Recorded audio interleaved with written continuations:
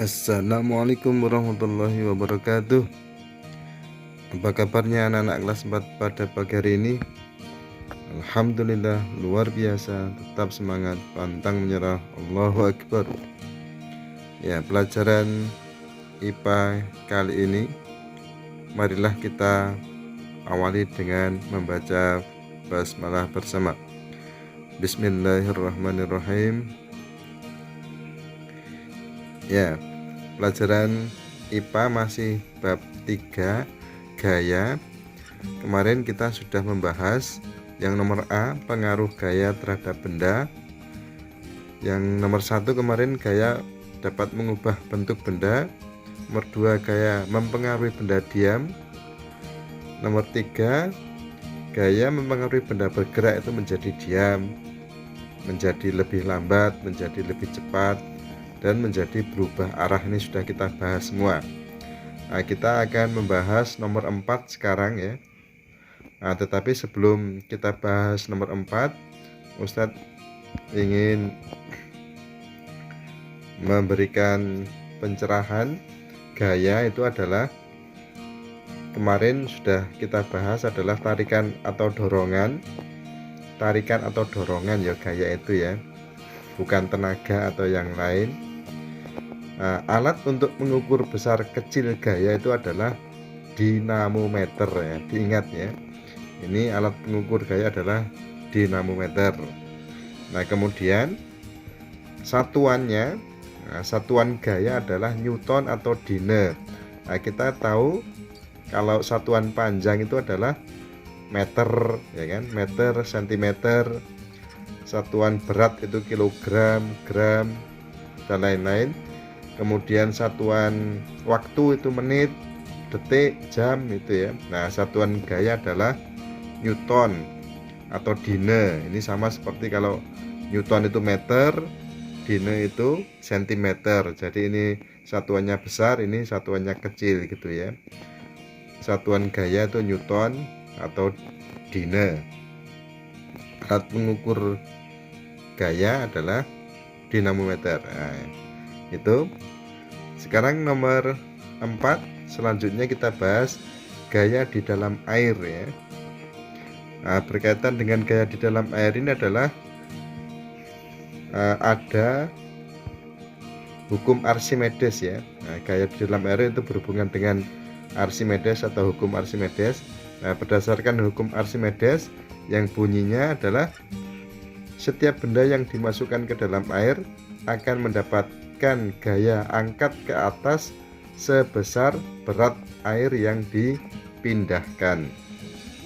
Nah, ini gambar Pak Archimedes. Ini hidup 200 tahun sebelum Masehi ya.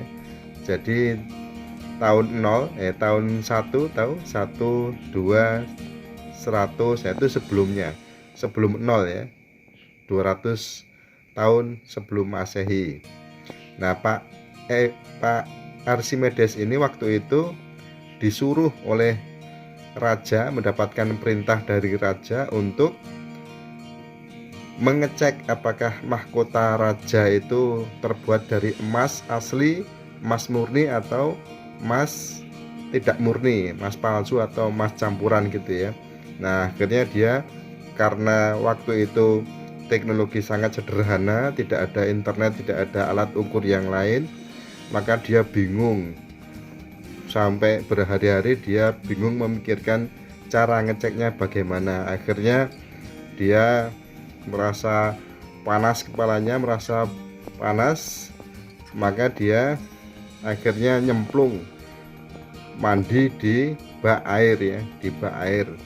Nah, sambil berpikir tentang bagaimana cara mengecek emas asli atau emas palsu itu, maka ternyata dia merasakan di dalam air ternyata ada berat dia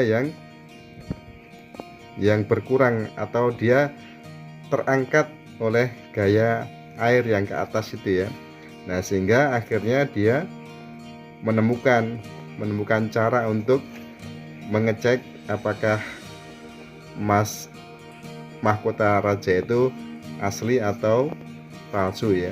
Nah, ternyata memang di akhir cerita memang emas mahkota raja itu terbuat dari bahan campuran ya, tidak asli. Nah, ini Pak Archimedes telah menemukan cara untuk mengecek itu 200 tahun sebelum Masehi.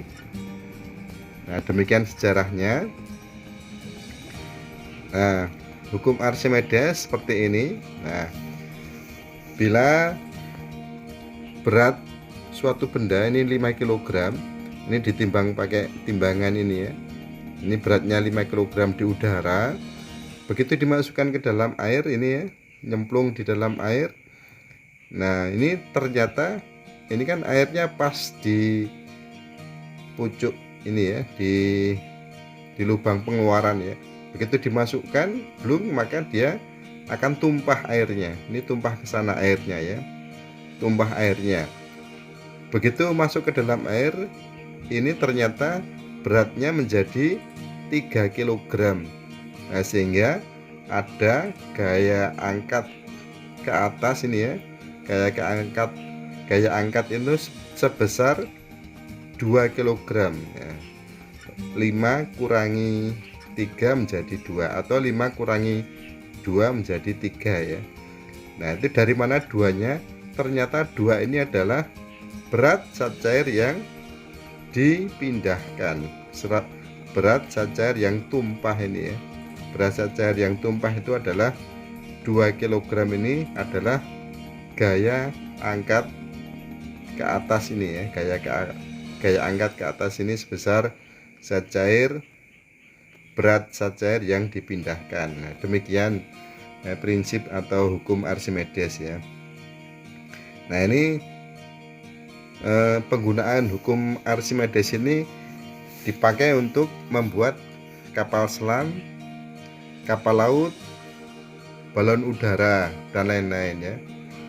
Kapal selam itu ini bergantung pada udara yang ada di dalam kapal selam. Ini kapal laut besi yang beratnya berton-ton itu ternyata mampu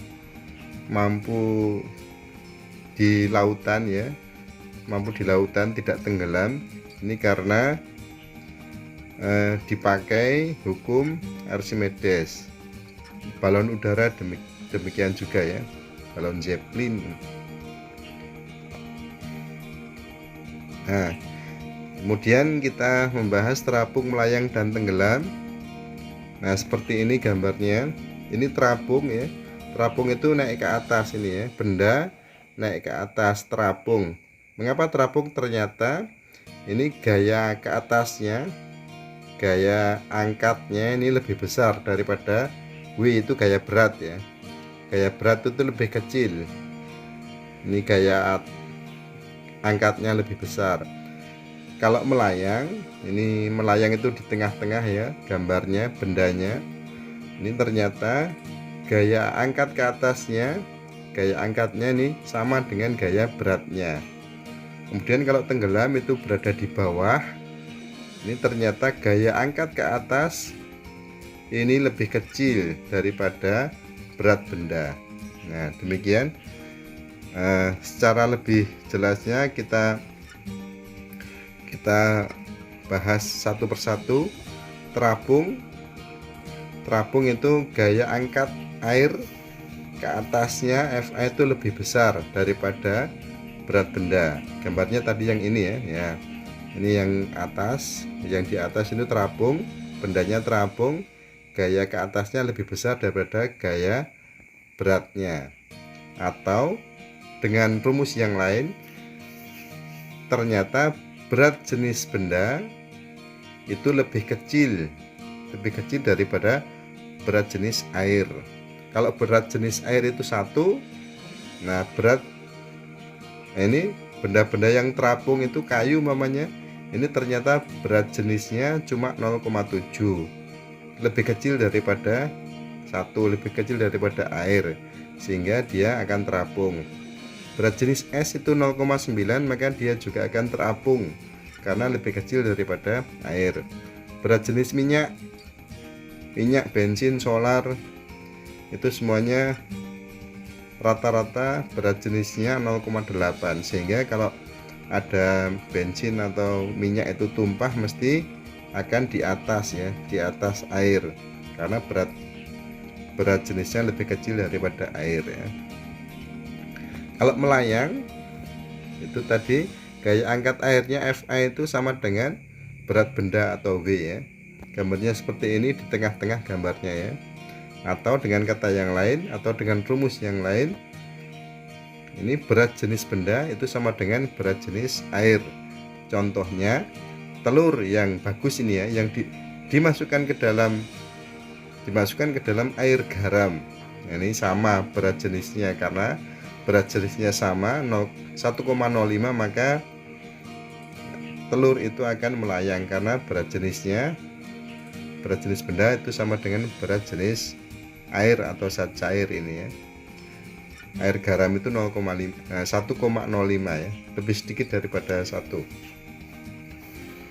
Nah, kalau kalian ingin mengecek telur itu busuk atau tidak, kalau bagus itu telur akan tenggelam ya di air biasa. Tetapi kalau telurnya busuk itu akan terapung di air biasa ya. Terapung itu karena sudah tidak bagus telurnya. Kemudian yang terakhir tenggelam.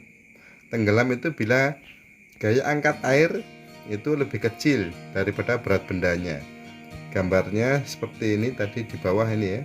Di bawah bendanya gaya angkatnya lebih kecil daripada berat benda, ini besar sehingga ini tertarik ke bawah, ini tenggelam. Atau dengan kata yang lain, berat jenis benda ini lebih besar daripada berat jenis air. Berat jenis air itu 1 ya. Nah, berat jenis besi itu 7,2. Jadi kalau besi dimasukkan ke air itu akan tenggelam. Air raksa dimasukkan ke air tenggelam karena berat jenisnya 13,6. Emas juga demikian, karena berat jenis emas adalah 19,3. Nah, tapi mengapa besi yang kapal itu berat jenisnya 7,2 kok bisa terapung? Nah, itu karena